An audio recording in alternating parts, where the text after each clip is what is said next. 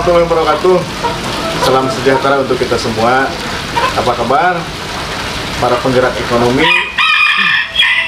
para penggerak ekonomi kemasyarakatan dalam rangka mensejahterakan perekonomian khususnya di Kota Tasikmalaya, dan mudah-mudahan bisa mencapai ke sektor nasional.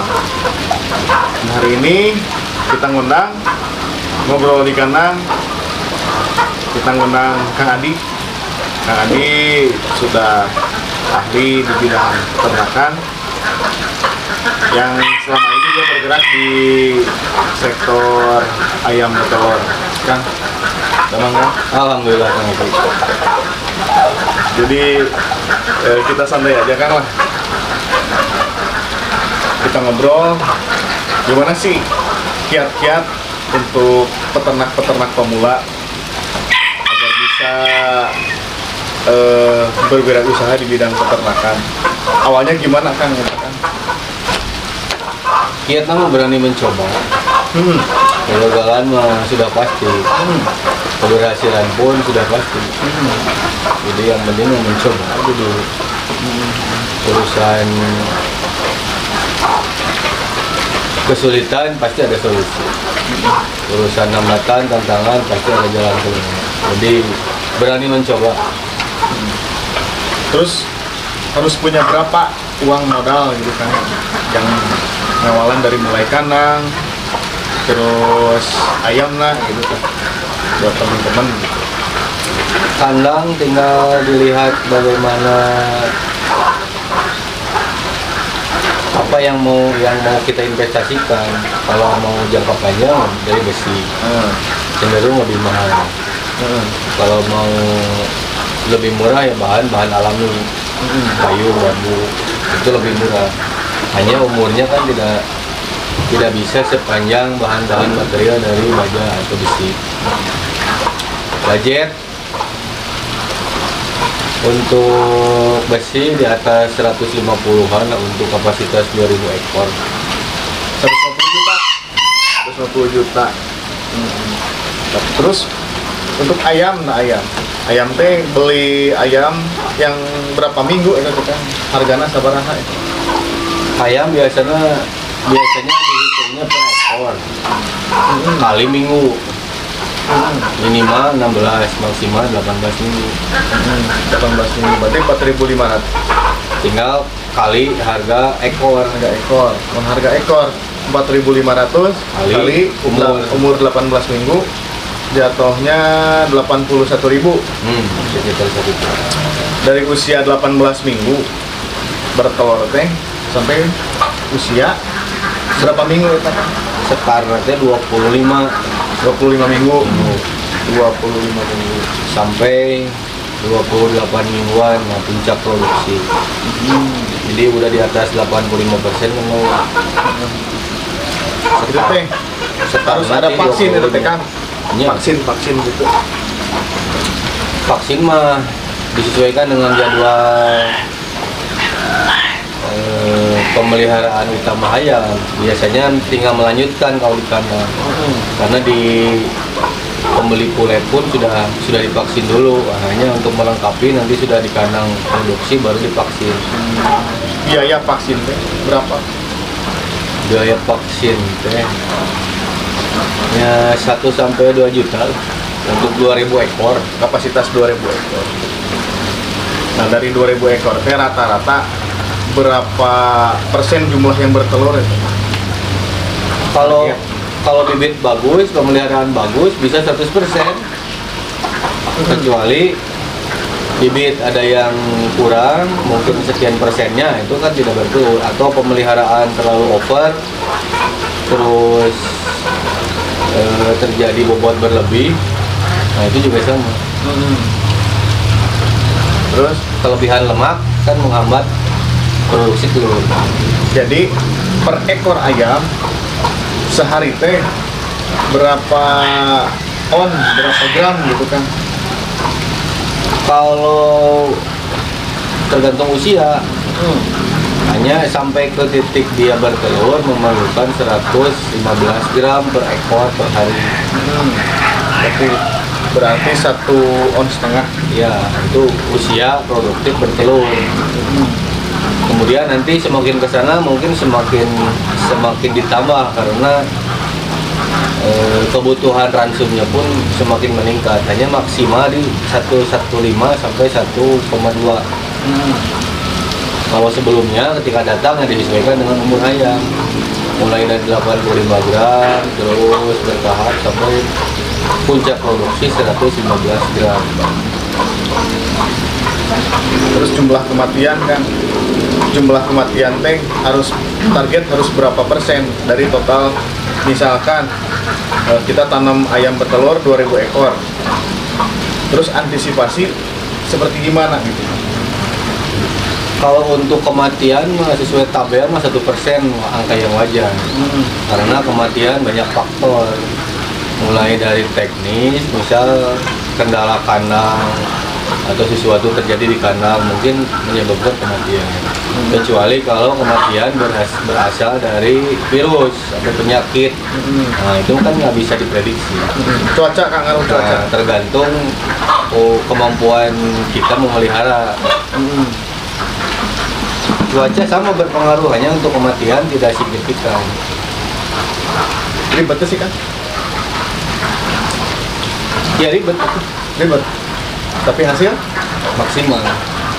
Kalau nggak mau ribet jangan berusaha.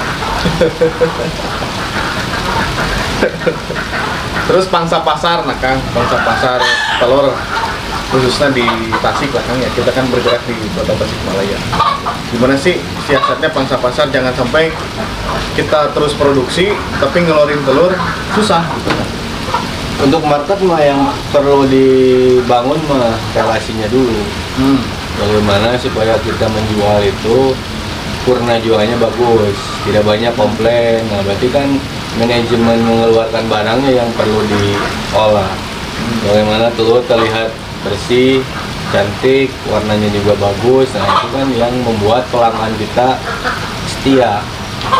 Kalau kita nggak bisa mempertahankan kualitas penjualan, barangnya kotor, warna telurnya burik atau nggak cerah, nah itu juga kan sama, nanti komplain atau pasca marketnya buruk, tidak ada renew.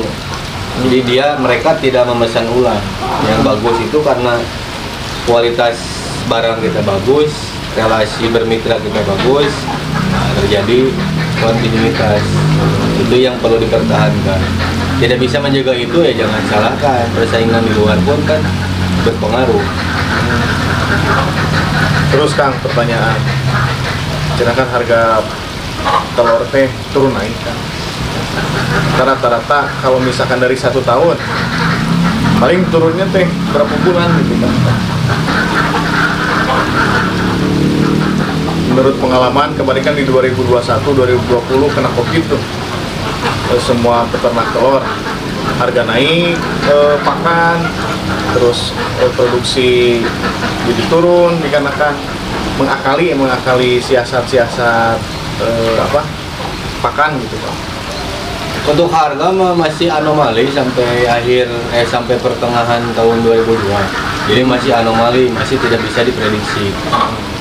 2 tahun terakhir harga hancur-hancuran. Nah, sekarang harga nggak mau turun. Berapa harga sekarang? Harga di pasar di pengecer pinggir jalan 275, di pasar bisa 28. Jadi masih tidak normal kalau harga. Untuk tahun ini mungkin susah diprediksi. Ya, tapi mudah-mudahan harga keekonomiannya tidak kurang dari 20 sampai 22 ribu. Berarti bisnis ayam bertelur masih menjanjikan? Masih menjanjikan. Ini kita butuh keberanian, modal dan keberanian. Modal dan keberanian. Kalau pengetahuan mah relatif lebih mudah sekarang. Kita bisa lihat di media-media sosial ya. Sudah banyak informasi gratis ataupun banyak mitra peternak ayam yang udah mulai terbuka.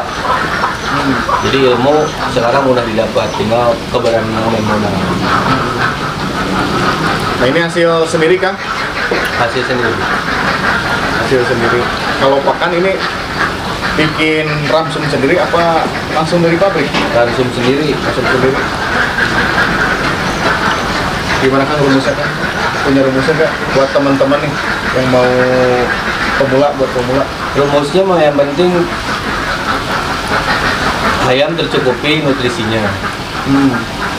Nutrisinya bisa bersumber dari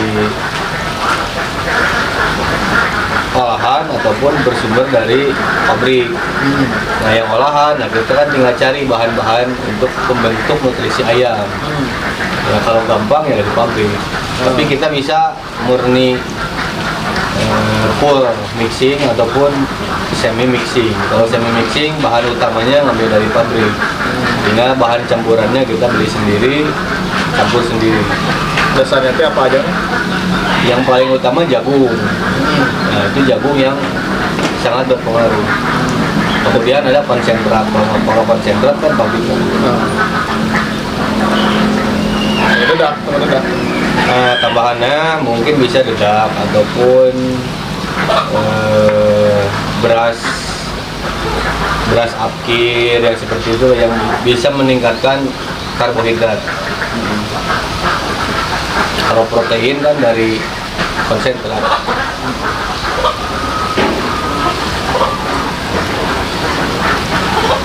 Ya, berarti masih menjanjikan di bisnis petelur walaupun kemarin besar-besaran semua dikali, semua dijual dikarenakan anjloknya harga telur ya Kak?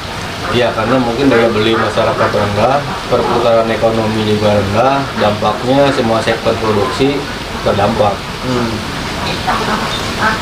Tapi bisnis di 2022 mungkin insya Allah lebih baik kan ya dari tahun Nah, 2022 udah sampai pertengahan tahun ini masih stabil, jadi kemungkinan perekonomian meningkat, daya beli masyarakat meningkat, sehingga semua sektor pun sekarang yang memang bisa diandalkan untuk berbisnis atau mulai berbisnis di tahun 2022.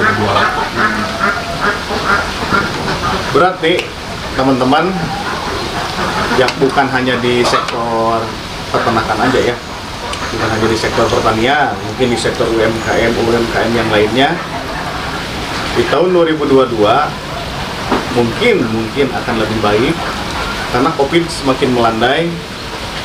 2020-2021 kita dihantam oleh COVID-19, daya beli masyarakat berkurang, terus ada pembatasan-pembatasan.